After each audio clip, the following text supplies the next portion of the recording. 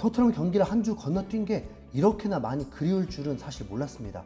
솔직히 지난 시즌 때를 떠올려보면 토트넘 경기가 기대되고 보고 싶다기보다는 손흥민을 응원해야 하는 의무감에 재미가 없는 축구를 억지로 보는 느낌이었죠. 하지만 올 시즌부터는 달라졌습니다. 엔지 감독 부임 이후에 정말 급속도로 팀 컬러가 완전히 바뀌었다는 걸 확실히 체감하면서 캡틴 손흥민 역시 원톱 스트라이커 포지션에서 맹활약을 하는 걸 보니까 정말 재밌더라고요. 이렇게 빠르게 팀이 살아날 줄은 몰랐는데 보는 맛이 있는 토트넘이 되면서 첼시전 취소가 매우 아쉽다는 느낌이었습니다.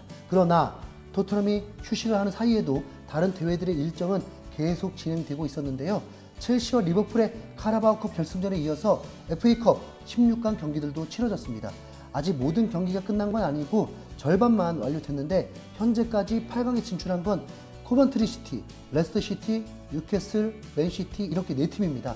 코번트리와 레스터는 현재 2부 리그 소속인데 8강까지 진출한 것도 이미 기대 이상이죠. 코번트리 시티는 대준 운이 많이 따라주면서 16강전 상대가 6부 리그 팀이었다 보니까 5대0 대승을 거두면서 올라왔고, 레스터 시티는 1부 리그인 본머스를 상대로 연장전 끝에 1대0 승리를 거뒀습니다. 지난 시즌에 2부로 강등당한 레스터는 곧바로 프리미어리그로 복귀할 듯한 기세로 2부 리그에서도 1위를 질주하고 있는데 1부 리그 14위인 본머스를 잡아내면서 프리미어리그 선배로서의 모습을 보여줬네요. 반면 올 시즌 새로운 탑4로 주목을 받았던 팀 뉴캐슬은 2부 리그의 블랙번을 상대로도 고전을 면치 못했습니다. 21년 만에 챔스까지 진출하면서 부푼 꿈에 안겨있던 뉴캐슬은 시즌 중반쯤부터 급속도로 추락하고 있는 상황인데, 챔스 조별리그 단계에서 꼴찌로 탈락한 이후에 리그에서도 제정신을 차리지 못하면서 겨우 10위에 머무르고 있죠. 지난 주말에 아스날에게 1대4로 얻어 터지면서 그 후유증이 컸는지 모르겠지만 2부 리그에서도 중하위권인 블랙번을 상대로 1대1로 비기다가 승부차기까지 갔습니다. 결과적으로 승부차기 스코어 4대3으로 이겼지만 이 상태라면 주말에 예정된 울버햄튼전도 승리를 장담할 수 없거든요. 원래 지금 아스톤빌라의 자리에 뉴캐슬이 들어가 있을 거라는 예상이 많았는데 다크호스 자리를 뺏긴 셈이 됐습니다. 그리고 대망의 맨시티는 루턴타운을 만나서 6대2로 대승을 거뒀는데요.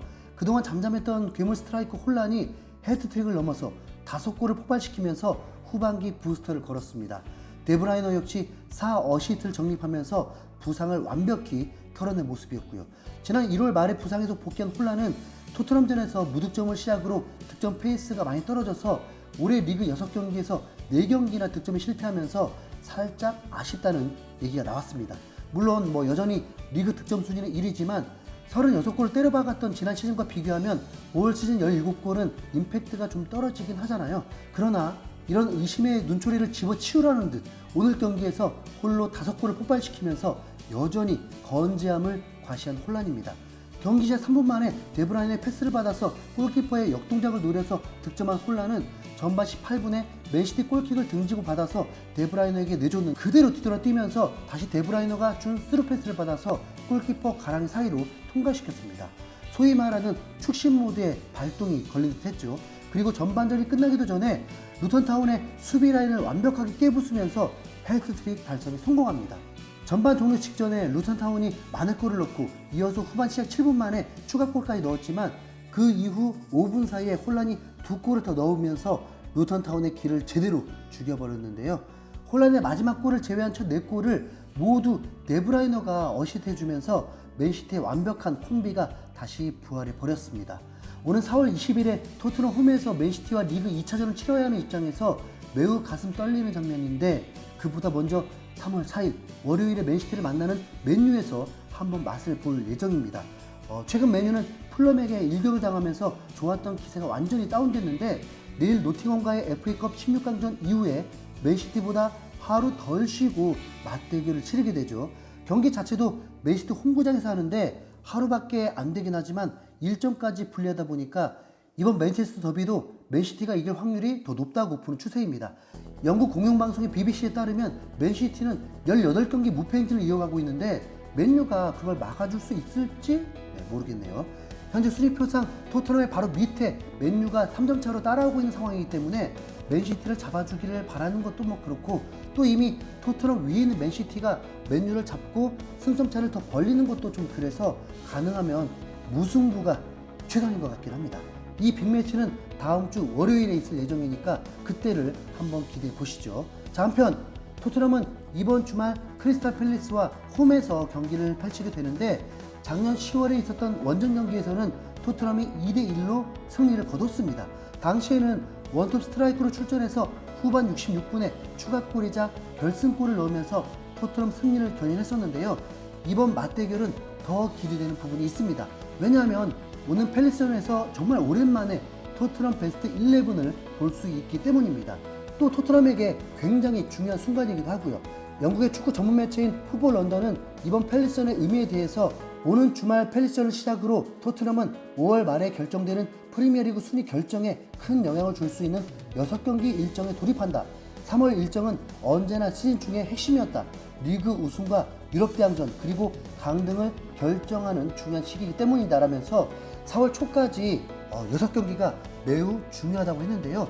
3월 3일 팰리스전을 시작으로 3월 10일 아스톤빌라전, 3월 17일 풀럼전, 3월 31일 루턴타운전, 4월 3일 웨스트햄전, 그리고 4월 9일 노팅엄전까지 이 6경기가 챔스 진출팀을 가르는 분수령이 될 거라고 봤죠. 이전 영상에서 말씀드렸다시피 올 시즌 유럽 대항전에서 프리미어리그 팀들이 좋은 성적을 거두면 5위를 하더라도 챔스에 진출할 수 있는 티켓이 주어지지만 다른 팀들의 선전에 기대하는 것보다는 토트넘이 자력으로 4위 안에 드는 게 낫잖아요. 그러다 보니 이 6연전의 스타트를 끊는 이번 팰리스전의 중요도가 매우 높다는 겁니다. 뿐만 아니라 지난 울버햄튼전 패배의 원인이었던 윙백들의 부상 문제도 해결되면서 확실히 승리에 더 가까워지고 있는 느낌입니다. 우도기와 포로 모두 팰리스전을 앞둔 전체팀 훈련의 모습을 드러내면서 복귀가 유력해졌는데요. 현지 매체인 토트넘스포 뉴스에서는 울버햄튼전 패배를 분석하면서 토트넘이 울버햄튼에게 패배했던 경기에서 우도기와 포로의 결장은 큰 영향이 있었다. 벤 데이비스와 에메르송이 보여준 실망스러운 활약은 이 둘의 빈자리를 돋보이게 만들었다. 벤 데이비스의 수비는 괜찮았지만 문제는 공격에서였다.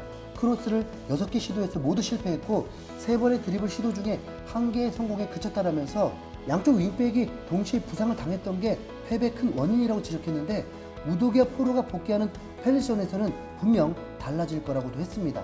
우도기가 결장하면서 가장 큰 손해를 본 건 다름 아닌 손흥민이라고 할 수 있는데 벤 데이비스에게 침투할 공간을 내주면서 손흥민이 측면으로 계속 빠져줬지만 이 매치 분석처럼 벤 데이비스의 공격 시도가 모두 무위로 끝나버리면서 손흥민은 슈팅을 할 기회조차 없었거든요. 하지만 우도기가 복귀하면 더 유기적으로 손흥민과 스위칭 플레이를 기대할 수도 있고 혹은 손흥민의 컷백을 득점으로 연결할 수 있는 공격성까지 이미 증명했기 때문에 우도기의 복귀가 손흥민의 득점에도 좋은 영향을 줄 거라고 예측하는 겁니다. 반대로 우도기가 측면 돌파를 한 이후에 손흥민에게 컷백 패스를 주면서 득점하는 장면도 쉽게 떠올릴 수 있고요. 아직 2024년 첫 골을 넣지 못한 손흥민이 우도기의 어시스트로 팰리스전 득점에 성공하길 기대하면서 이만 마치겠습니다. 우도기 화이팅! 손흥민 파이팅! 이상 흰수염고래였습니다. 감사합니다.